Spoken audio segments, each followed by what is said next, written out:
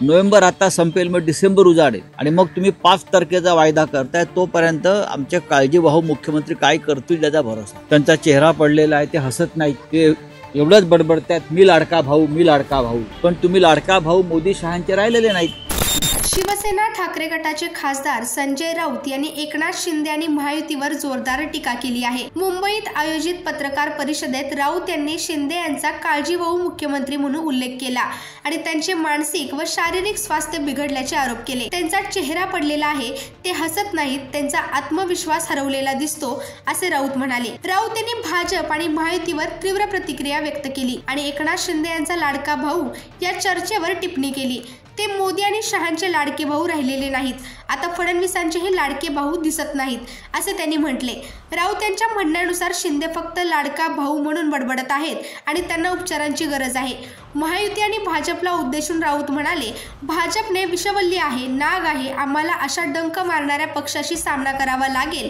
तसेच ते पुढे म्हणाले की महाराष्ट्राला या विषारी नागाच्या विळख्यातून कसं मुक्त करायचं हे शिवसेना ठरवेल. एकनाथ शिंदे यांच्या मुख्यमंत्री होण्याच्या चर्चेवर राऊत म्हणाले की आता नोव्हेंबर संपत आहे आणि डिसेंबर येईल, तोपर्यंत आम्ही काय करणार हे पाहू. शिवसेनेच्या वतीने महायुतीच्या सत्ता स्थापनेवर तीव्र विरोध दर्शवला जात आहे. पण हे चित्र अत्यंत गंभीर आहे, महाराष्ट्राला कलंक लावणार आहे. राऊत साहेब, देवेंद्र फडणवीस यांचं नाव मुख्यमंत्री पदासाठी नक्की झालंय. 5 तारखेला आझाद मैदानात शपथविधी होतो आहे, अशी ही माहिती समोर येते. नाही, अशी माहिती बरेच दिवस समोर येते, पहिल्या दिवसापासून माहिती समोर येते. पण तो दिवस काय, तो सूर्य काय उजाडत नाही अजून. 5 तारखेला अजून हा महिना संपायचा आहे, मला माहिती असेल. जवळजवळ आता नोव्हेंबर आता संपेल, मग डिसेंबर उजाडेल आणि मग तुम्ही 5 तारखेचा वायदा करताय, तोपर्यंत आमचे काळजीवाहू मुख्यमंत्री काय करतील त्याचा भरोसा.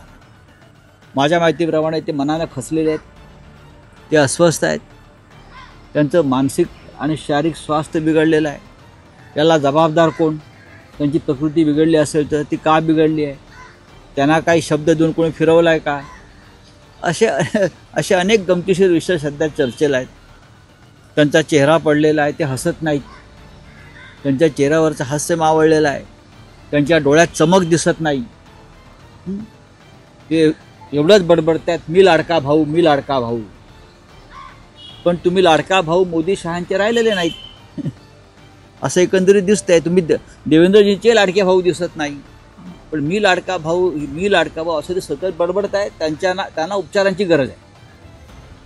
त्यांच्या सहकाऱ्यांनी त्यांना योग्य पद्धतीनं उपचार केले पाहिजे, कारण भारतीय जनता पक्ष ही विषवल्ली आहे, नाग आहे. आम्हालाही डंख मारला याच पद्धतीने, आणि जे त्यांच्याबरोबर जातात त्यांना ते डंख मारतात. हा अनुभव आहे. महाराष्ट्राला हा विषारी नागांचा विळखा पडलेला आहे. तो आता कसा सोडवायचा लोकशाही मार्गानं ते आम्ही पाहू.